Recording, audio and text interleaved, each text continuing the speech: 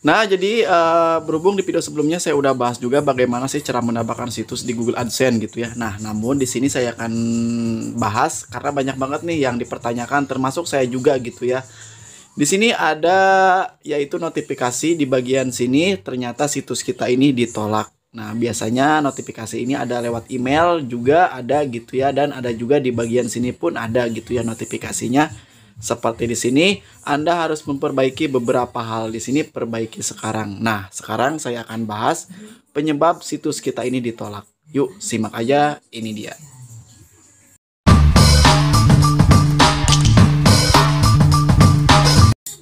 Nah, jadi seperti halnya di bagian sini gitu ya. Jadi situs saya ini ditolak. Nah, jadi mungkin kalian masih belum paham gitu ya, mengapa sih kok situs saya ini ditolak gitu ya. Nah, di sini kalian biar cari tahu penyebabnya seperti apa gitu ya.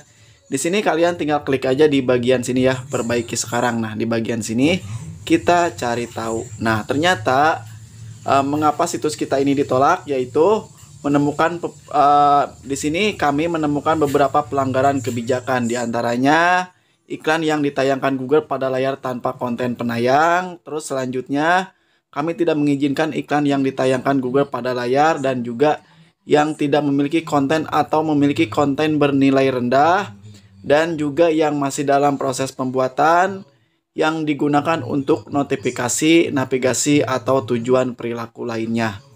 Nah, jadi di sini penyebab situs kita ini ditolak yaitu kita ini belum memenuhi syarat ataupun di sini melanggar beberapa kebijakan seperti halnya tadi, diantaranya iklan yang ditayangkan Google pada layar tanpa konten penayang, dan juga yang tidak memiliki konten ataupun memiliki konten bernilai rendah yang masih dalam proses pembuatan yang digunakan untuk notifikasi, navigasi atau tujuan perilaku lainnya.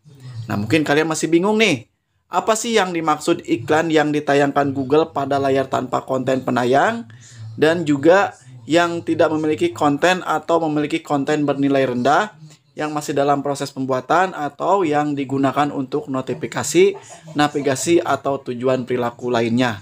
Nah, jadi masih bingung nih, apa sih ini maksudnya gitu ya.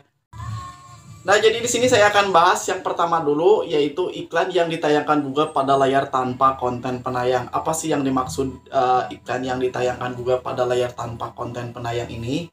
Jadi, di sini konten yang kalian berikan ataupun artikel yang kalian berikan ini menurut di sini sih harus bermanfaat. Jadi, saya yakin kalian pasti membuat artikel kalian ini gak asal-asalan gitu ya.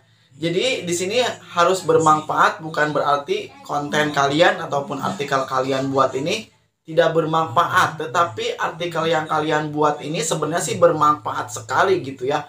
Namun pengunjungnya kurang. Nah, jadi seperti itu. Jadi artikel kalian ini bukan berarti tidak bermanfaat, tetapi artikel yang kalian buat ataupun memposting artikel di blog kalian ini ternyata pengunjungnya kurang gitu ya, ataupun yang bacanya kurang. Jadi seperti itu penjelasannya gitu ya. Namun seperti halnya dijelaskan di sini.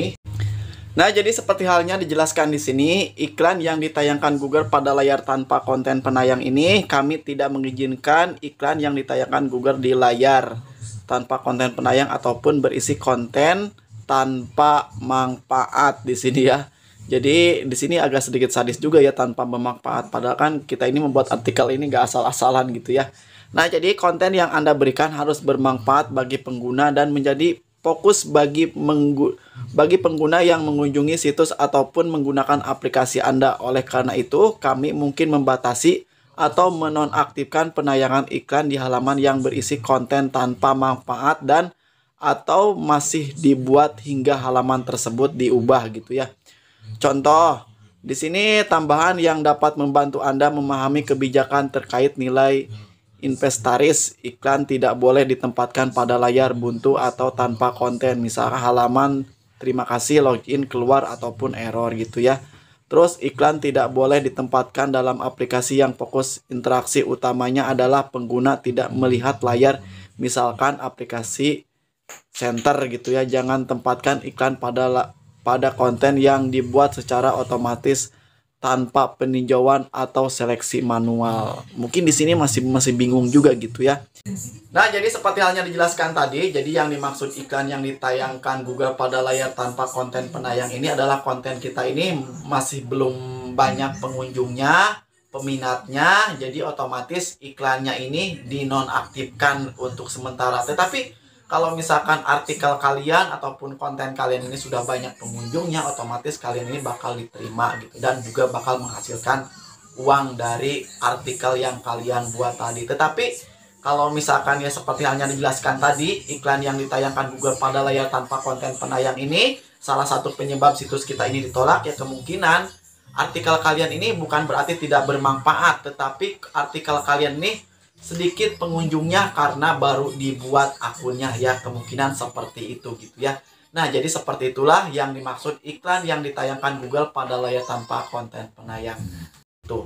Selanjutnya yang masih dalam proses pembuatan, ya wajarlah yang namanya akun baru, otomatis pelanggannya pun ya sedikit karena akun baru gitu ya. Tetapi kalau misalkan akun kalian ini sudah lama, terus sudah rutin juga membuat postingan, ya kemungkinan seperti halnya YouTube juga, semakin lama juga pasti ada yang subscribe gitu ya. Nah, sama persis seperti halnya di bagian artikel gitu ya. Jadi usahain aja kalau misalkan kalian gak mau ditolak seperti di sini, misalkan udah ditautkan ternyata ditolak, kalian jangan ditautkan dulu.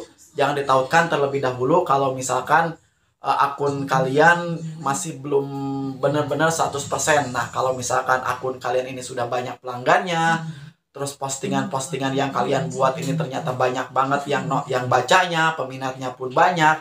Nah, kalian tinggal tautkan aja ke Google AdSense gitu ya. Nah, jadi kalian bakal diterima kalau misalkan seperti itu. Tetapi kalau misalkan sebaliknya, akunnya baru dibuat, membuat postingannya pun asal-asalan ataupun 1-2 baru 2 gitu ya postingan, terus kalian tautkan ke Google AdSense, ya otomatis kalian bakal menerima seperti di sini, ditolak gitu ya. Nah, jadi selanjutnya apa sih yang dimaksud untuk notifikasi, navigasi atau tujuan perilaku lainnya gitu ya? Apa sih maksudnya ini? Jadi yang dimaksud ini tuh yaitu konten kita ini harus benar-benar fokus pada satu tujuan. Berbeda banget nih sama halnya di YouTube. Jadi kalau misalkan di YouTube kan satu channel berbagai banyak topik itu gak jadi masalah. Misalkan YouTube gitu ya, tutorial seputar YouTube, game, masakan, kuliner, jalan-jalan, kalian upload ke satu channel ke YouTube itu gak jadi masalah. Yang penting videonya ini original. Nah, berbeda banget seperti halnya di bagian artikel. Jadi di bagian artikel ini yang disebut yang digunakan untuk notifikasi, navigasi atau tujuan perilaku lainnya ini, yaitu benar-benar harus fokus ke satu tujuan. Jadi artikel kalian ini mau bahas seputar apa gitu ya, seputar makanan. Nah, kalian harus bahas aja seputar makanan gitu ya, dari A sampai Z gitu ya. Pokoknya bahas seputar yang mengandung makanan gitu ya. Berbeda banget seperti halnya di YouTube gitu ya. Nah, jadi yang dimaksud yang digunakan untuk notifikasi, navigasi atau tujuan perilaku lainnya, ya seperti halnya tadi harus membuat artikel kita ini harus fokus ke satu topik gitu ataupun satu konten. Jangan macam-macam konten dimasukkan ke artikel kalian gitu ya. Nah, jadi itulah jawabannya mengapa situs kita ini ditolak. Yang pertama, artikel kalian ini peminatnya kurang gitu ya karena akun baru. Yang kedua ya masih dalam proses pembuatan. Yang ketiga ya kalian harus fokus ke satu topik gitu ya. Jadi intinya seperti itu. Nah, jadi usahain aja seperti hanya dijelaskan tadi. Jadi kalau misalkan kalian membuat artikel, kalau misalkan kalian belum 100%, peminatnya sudah banyak, pelanggannya sudah banyak, baru ditautkan ke Google AdSense. Tetapi kalau misalkan akun kalian ini ternyata masih dalam proses pembuatan, baru dibuat, membuat artikelnya pun nggak rutin, baru 1-2, kemungkinan jangan ditautkan terlebih dahulu kalau misalkan kalian nggak mau seperti di sini gitu ya, ditolak gitu ya. Nah, jadi seperti itulah jawabannya. Semoga ini bisa bermanfaat, khususnya buat para pemula. Cukup sekian. Wassalamualaikum warahmatullahi wabarakatuh.